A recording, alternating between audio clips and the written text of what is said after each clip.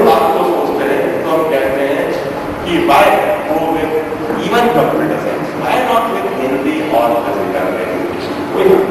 फिर भी I have got no objection with computer science, Hindi और फिजिकल एजुकेशन। बाकी दूसरे सब्जेक्ट के साथ में मेरा एक रिजर्वेशन रहता हमेशा। इसके बाद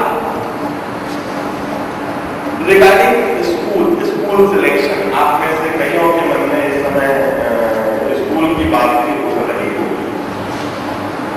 जब हम IIT JEE के लिए प्रिपरेशन करते हैं, always use to say call that school which consume 5 to 6 hours in a day। हमें वह स्कूल की तरफ जाना चाहिए जो आपके दिन में 5 से 6 घंटे कंज्यूम करें। यदि आपका स्कूल दिन में 7 से 8 घंटे कंज्यूम कर रहा है तो मैं कहूंगा कि कहीं ना कहीं स्कूल के लंबे जो लॉन्ग आवर्स हैं, इस वजह से भी आपकी प्रिपरेशन इफेक्ट होती है। मैं ऐसा नहीं कहता कि आप डमी स्कूल में चले जाएं। आज के समय एक नया चलन आया है, एक नई रेवोल्यूशन आई है पिछले 3-4 सालों में, dummy. I always oppose the concept of such dummy school. किसी भी ऐसे डमी स्कूल में जिसका कोई वजूद ही नहीं हो, जिसकी कोई स्टैंडिंग ही नहीं हो, जिसकी कल के दिन मान्यता ही खत्म हो जाए, ऐसे किसी स्कूल में कभी एडमिशन न ले। जनरली एक I don't know what the way in Gwalior है, लेकिन कई जगह पर हिंदुस्तान में जिस तरह की वे वाली है कि IIT JEE के लिए प्रिपरेशन करना है तो किसी ऐसे स्कूल में एडमिशन ले लीजिए जहां जाना ही नहीं पड़ता, जहां अटेंडेंस ऐसे ही मिल जाती है, जो डमी। कितने लोगों ने ऐसे नाम सुने हैं, एक नाम ना सुना है, हाउ मेनी ऑफ यू मैं कहूँगा मत दीजिएगा, ऐसे स्कूल में मत जाइएगा। मतलब मेरे सामने ढेर सारे ऐसे एग्जाम्पल्स हैं जिनमें डमी स्कूल में एडमिशन ले लेने के बाद मिड ऑफ सेशन में स्टूडेंट को टॉर्चर का सामना करना पड़ा है। कई बार ऐसी स्थिति हो जाती है कि आपकी जो चलती हुई स्मूथली जो पढ़ाई चल रही है वो एकदम से आप भटक जाते हैं। What happened आपको अभी आप सभी डेली रेगुलरली स्कूल जाते हो। स्कूल जाने के लिए डेली सुबह 6, 6:30, 7 बजे उठ जाते हो।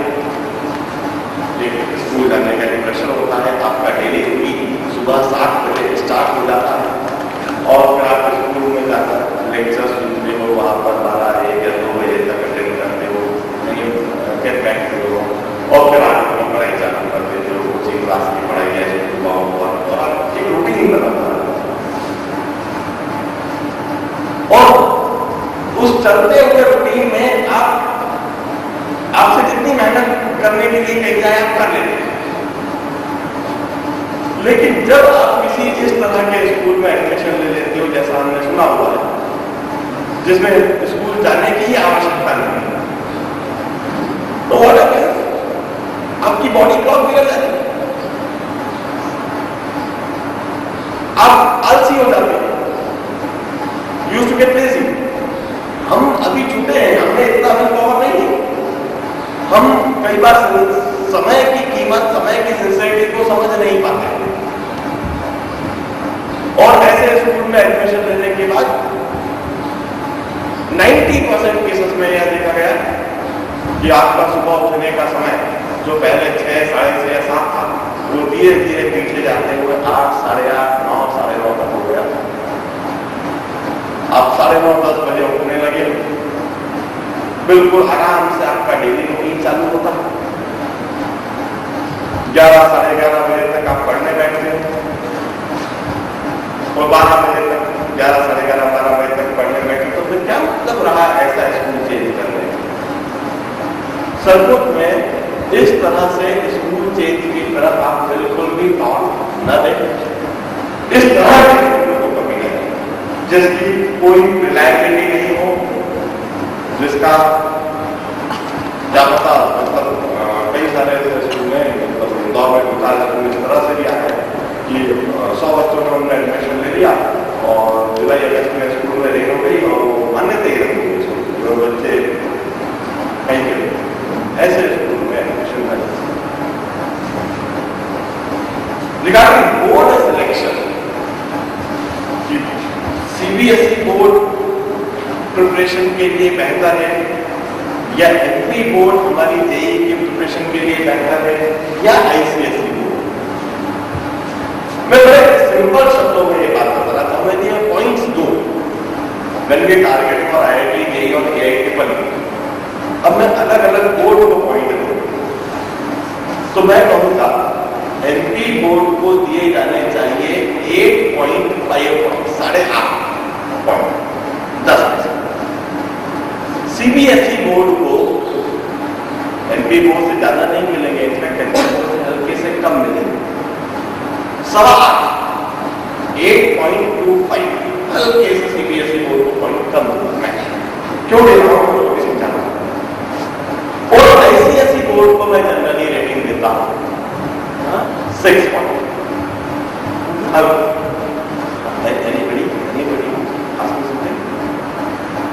आईसीएसई बोर्ड को I used to give 6 points and what a logic behind it. एक वजह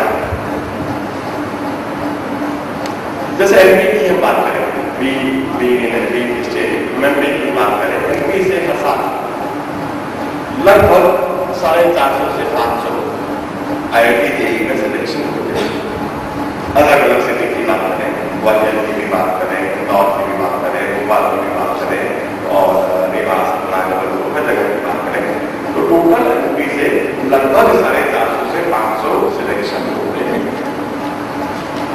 अब हम इस डेटा पर जाएं कि इन 500 सिलेक्शन में एमपी बोर्ड से कितने कैंडिडेट हैं, सीबीएसई स्कूल में पढ़ने वाले कितने कैंडिडेट हैं।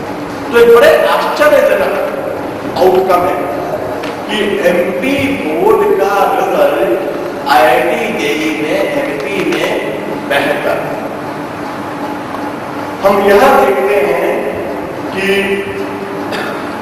एमपी बोर्ड से लगभग 350 या 300 कैंडिडेट सिलेक्ट हो गए, वो सीबीएसई बोर्ड से 250 या 250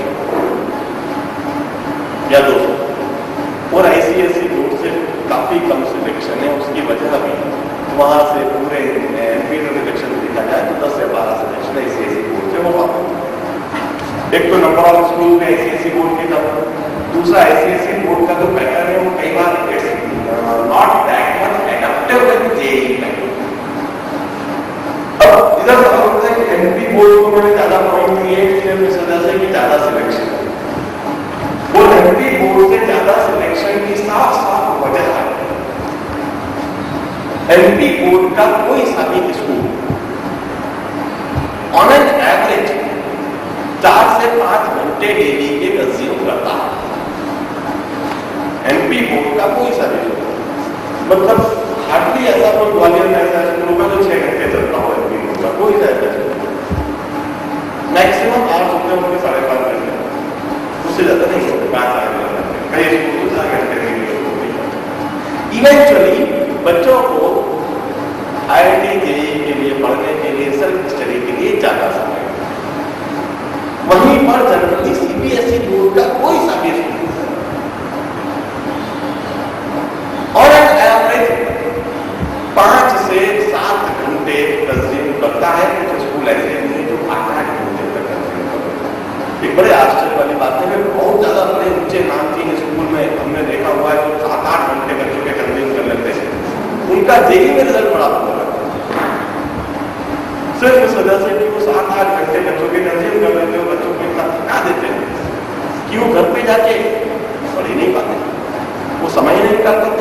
वो 7-8 घंटे न केवल स्कूल में कंज्यूम करते हैं बल्कि उसके बाद में असाइनमेंट्स और वर्कबुक भी इतना देते हैं, उनका जो मोनोटोनस थ्योरेटिकल असाइनमेंट कुछ इतना ज्यादा हो जाता है कि उनको करते करते काफी ज्यादा समय निकल जाता है। जनरली मैंने देखा है कि ऐसे स्कूलों के रिजल्ट बढ़ने के बजाय और गिर जाते हैं कॉम्पिटेटिव एग्जामिनेशन। सिर्फ इसी वजह से मैंने कहा है कि with MP board, with the good school of MP board की प्रिपरेशन ज्यादा अच्छी हो जाती है। बट दैट डजंट मीन यदि आप सीबीएसई बोर्ड में हो तो एकदम से एमपी बोर्ड में जाओ, क्योंकि वो डिफरेंस बहुत ज्यादा नहीं। If you are able to manage your time properly, if you are able to manage your subject properly, even then with any board you can always. लेकिन आईसीएसई बोर्ड वालों से फिर भी मैं एक सलाह देता हूं कि आपको निश्चित, यदि आप आईआईटी जेईई प्रिपेयर कर रहे हो तो आप अपना बोर्ड चेंज करो। यदि आप आईसीएसई बोर्ड में हो तो आपको बोर्ड चेंज करना चाहिए। There are few reasons behind it. एक तो आईसीएसई बोर्ड में हमने जो देखा है कि कोर्स मटेरियल, एक तो कुछ चैप्टर्स का डिस्पैरिटी, 11th और 12th के चैप्टर्स में कुछ जो 11th में हम सीबीएसई बोर्ड में पढ़ रहे हैं, 12th में पढ़ाते हैं, 12th की हम 11th में पढ़ाते हैं। और चूंकि आईआईटी जेईई और केआईटी पढ़ी तो एग्जैक्टली वही सिलेबस, वही पैटर्न फॉलो करती है जो सीबीएसई ने डिस्प्ले किया। तो CBSE board is maximum adaptable with IIT JEE as well as KIT. इसके अलावा आईसीएसई बोर्ड में हमने एक और बात देखी है कि वो एप्लीकेशन एस्पेक्ट में ज्यादा गहराई में नहीं जाते, वो थ्योरेटिकल एस्पेक्ट में कुछ ज्यादा ही गहराई में चल जाते। पढ़ेंगे तो टफ लगेगा, लेकिन जो टफ चीज आप पढ़ रहे हो वो थ्योरेटिकल ज्यादा है, उसका एप्लीकेशन एस्पेक्ट में वो ज्यादा गहराई में नहीं जाता। सिर्फ इस वजह से मैंने आईसीएसई बोर्ड को एकदम से 6 पॉइंट दिए, काफी कम पॉइंट। वो जनरली में जितने भी आईसीएसई बोर्ड के मेरे सामने बातचीत करना कहता हूँ कि if you got no emotional attachment to the school, कोई इमोशनल अटैचमेंट वाली बात नहीं है तो अपना बोर्ड चेंज करें। और तो स्कूल चेंज करना एकदम से पॉसिबल नहीं होता है। किसी स्कूल में भी आप नर्सरी से लेकर 10th तक पढ़ते चले आ रहे हो और एकदम से बात आपसे कहा जाए कि चेंज स्कूल पॉसिबल नहीं होता। आईसीएसई बोर्ड वालों को इसमें एक सीरियस थॉट देना चाहिए। इसके बाद सचमुच में एक सवाल हम सभी के दिमाग में आता है, how this IIT JEE preparation is different from preparing for AIT बनी and how it's different from this 11th 12th। इसमें क्या समानता है और क्या असमानता है।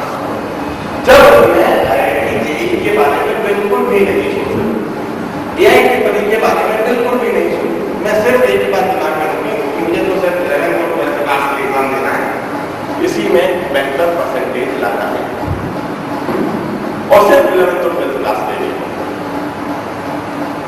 और एक दूसरी सिचुएशन मैंने सोचा कि नहीं मुझे 11th और 12th को पढ़ना है, इसके साथ में मुझे एआईटी के लिए भी पढ़ाई करना है।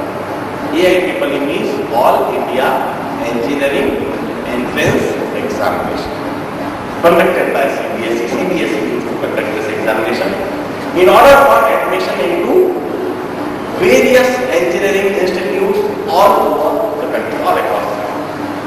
हमारे पूरे कंट्री में 12 इंजीनियरिंग इंस्टीट्यूट है।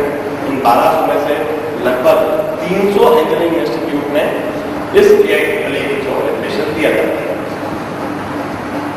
जब मैं 11th और 12th से थोड़ा ऊपर उठकर सोचता हूँ कि मुझे एआईटी देखनी है, इसमें अच्छा स्कोर करना है, तब मेरे अप्रोच में, मेरे पढ़ने के तरीके में क्या बदलाव आना चाहिए, मुझे क्या एडिशनल करना है। निश्चित यह एक पॉइंट और इसके बाद अगर और भी ऊपर होकर सोचता हूँ, मैं सोचता हूँ कि यदि मैं आईआईटी जेईई के लिए पढ़ना है, 11th और 12th क्लास को मुझे पढ़ना ही है, एआईटी में स्कोर करना ही है, मुझे फर्स्ट अटेम्प्ट में आईआईटी जेईई क्रैक करना है, तो ऐसी कंडीशन में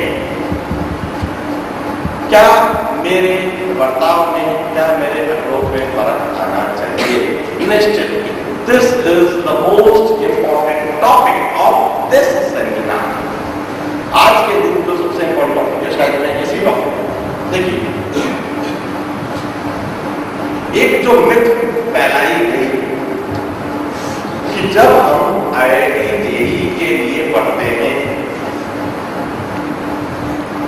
तो 11th और 12th क्लास कमजोर हो जाता है या एक भी पढ़ी कमजोर हो जाता है। ये एक सरासर झूठ बात है जो पूरे वातावरण में फैली हुई है। कहीं पर भी जब IIT JEE के लिए पढ़ने जाते हैं तो आपने कई जगह पर सुना होगा कि अरे हमारे 11th 12th क्लास में होगा या भी पढ़ी नहीं। ये बिल्कुल